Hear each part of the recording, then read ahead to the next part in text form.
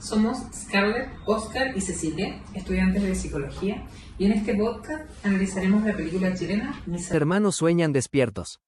desde algunos de los contenidos trabajados en la asignatura Psicología y Sociedad.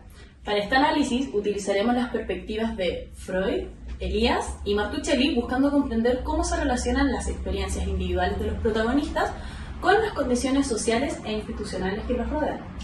Mis hermanos sueñan despiertos es una película chilena dirigida por Claudia Guayquimilla e inspirada en hechos reales. Así es, la historia se centra en Ángel y Franco, ellos son los protagonistas, son hermanos adolescentes privados de libertad en un centro de internación juvenil.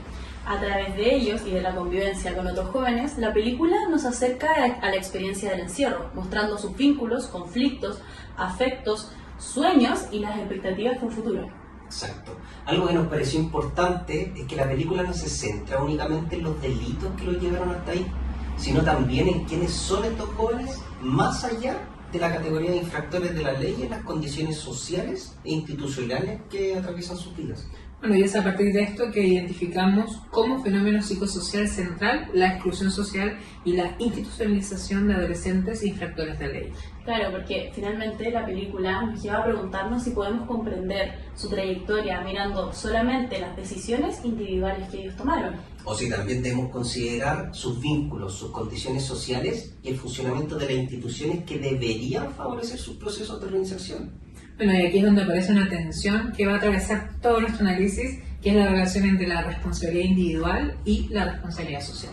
Claro, porque podemos reconocer que cada joven es responsable de sus acciones, pero al mismo tiempo preguntarnos qué condiciones nos ofrece la sociedad para que realmente pueda construir una trayectoria diferente. Bueno, justamente esta tensión la podemos analizar desde nuestros tres autores. Desde el punto de vista de Freud, algo que me llamó la atención es que el centro intenta controlar la conducta de los jóvenes, ¿no? Pero pareciera que el mismo encierro genera todavía más frustraciones. Claro, porque están constantemente sometidos a normas, vigilancia y una pérdida de libertad. Bueno, y eso podemos relacionarlo con ¿qué? Con el malestar en la cultura de Freud, donde plantea que vivir en sociedad implica aceptar límites y renunciar a ciertos deseos e impulsos. Porque sin esos límites sería difícil convivir. Exacto, porque el problema es que esa renuncia también genera malestar. Y en la película vemos cómo el encierro, la incertidumbre, las restricciones van aumentando la frustración y también la rabia. Pero en ese caso podríamos explicar que la rabia se da simplemente porque son jóvenes violentos. Justamente no, porque también tendríamos que preguntarnos qué condiciones sociales e institucionales están influyendo en cómo expresan ese malestar. Y ahí es donde lo podemos relacionar con Elías, ¿no es cierto? Él cuestiona que podamos entender al individuo separado de esta sociedad. ¿Y eso qué tiene que ver con el homo clausus? Sí, tiene que ver con el homo clausus. El homo clausus es la idea del individuo como un ser cerrado en sí mismo, como si todo lo que hace pudiera explicarse desde su interior solamente. Entonces sería como mirar a Ángel y a Franco solo como jóvenes infractores. Claro, como si toda su trayectoria pudiera explicarse únicamente por sus decisiones que tomaron. Pero eso entonces significaría quitarle responsabilidad. No, no es quitarle responsabilidad, es comprender las condiciones sociales. Esto no significa negar la responsabilidad individual de estos jóvenes, sino que entender que ninguna persona se construye de manera aislada. Bueno, porque está la familia, las relaciones, sus experiencias, expectativas. Exacto. De hecho, Elías habla de redes de interdependencia. Entonces nos construimos mediante las relaciones que tenemos con otros finalmente. Exacto, y esa interdependencia se ve mucho en el centro. Sí.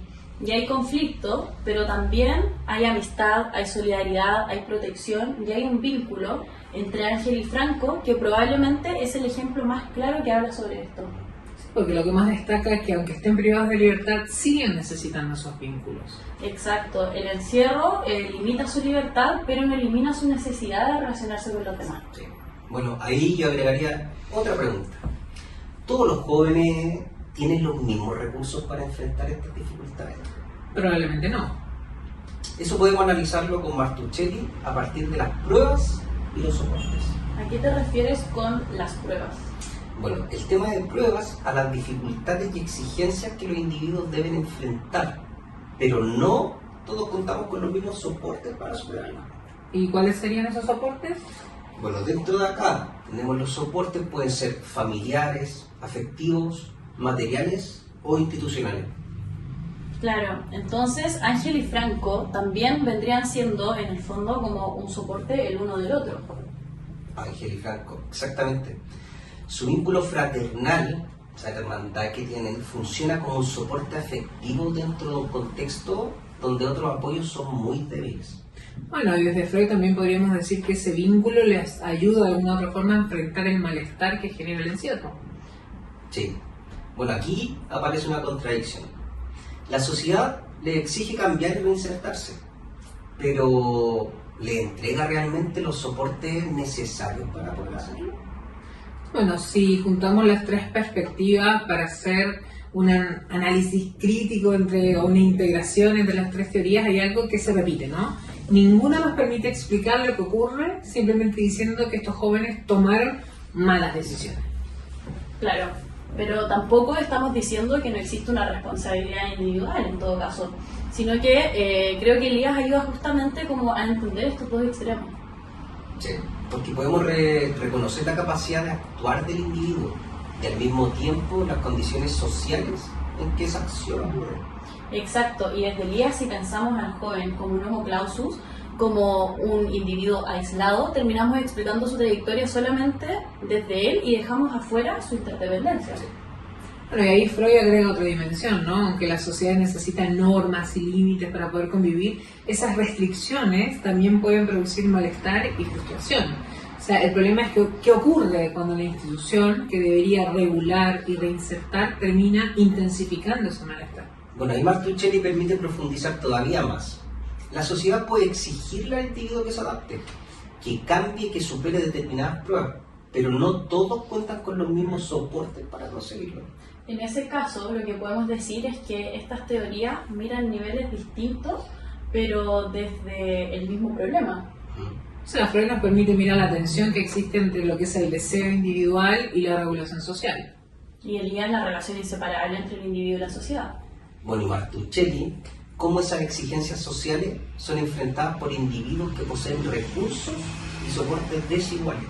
Igual en todo caso creo que ninguna teoría en este caso por sí sola va a alcanzar a explicar completamente lo que estamos viendo. Bueno, Freud por ejemplo nos ayuda a comprender el malestar y la agresividad, pero también necesitamos mirar las condiciones sociales concretas donde ese malestar se produce. Claro, y Elías permite incorporar precisamente estas relaciones sociales que tú mencionas, porque mientras que Martuchelli nos lleva a preguntarnos si todos disponemos de los mismos recursos para enfrentar las exigencias de la sociedad. Por eso, ahí con lo que dicen, las teorías se complementan. Podemos mirar simultáneamente al sujeto, sus vínculos y las condiciones sociales que hacen posible o limitan determinadas trayectorias. Claro, al final no se trata simplemente de elegir si el individuo es el responsable o la sociedad vendría siendo la responsable, sino de comprender cómo ambas relaciones se relacionan, esta interdependencia. Para ir cerrando, quizás podríamos hacer una reflexión final entre la actualidad y la sociedad chilena, con una pregunta que me quedó dando vueltas, que es como, ¿hasta qué punto la reinserción depende netamente del joven, del individuo que cambie, si las condiciones y las relaciones sociales vuelven a aparecer? Desde Martuchelli podríamos decir que no basta con exigir una responsabilidad individual. Si queremos reinserción también debemos existir soportes reales. Bueno, desde Freud aparece una contradicción. Necesitamos instituciones que establezcan límites para poder convivir, pero si estas instituciones producen más violencia, abandono y frustración, pueden terminar aumentando el mismo malestar que intentan controlar. Claro, y desde Elías pensar en que la reinserción como un proceso exclusivamente individual sería volver a la lógica del homo clausus, donde el joven no vuelve a la sociedad como una persona aislada, sino que al final vuelve a insertarse a una red de interdependencia, que es importante que entendamos eso. Bueno, entonces ahí tenemos que preguntarnos qué ocurre si esa red sigue marcada por la exclusión, la falta de oportunidades o la ausencia de soporte. Bueno, en esas condiciones pedirle solamente al joven que cambie va a ser insuficiente. Sí, esto hace que la película siga siendo muy pertinente para la sociedad chilena actual. Nos obliga a preguntarnos cómo miramos socialmente a los adolescentes que han infringido la ley y que es un tema que actualmente está en la palestra. Bueno, lo que pasa es que muchas veces la discusión se centra solo en el control o en el castigo, ¿no? O sea, que uno lo ve en la televisión día a día. Pero la película nos lleva a mirar también qué ocurre antes, durante y después del encierro. Martuchelli nos obliga a preguntarnos si todos tienen los mismos soportes para responder a esas exigencias. Y Elías nos recuerda que ninguna trayectoria se construye completamente sola. La película no nos pide negar la responsabilidad de estos jóvenes, nos invita a mirar también las condiciones y oportunidades que tienen para construir algo diferente.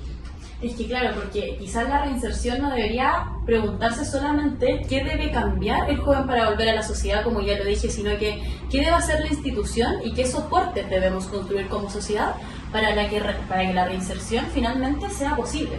Bueno, porque cambiar una trayectoria individual también requiere transformar las condiciones que la rodean. Totalmente. Gracias.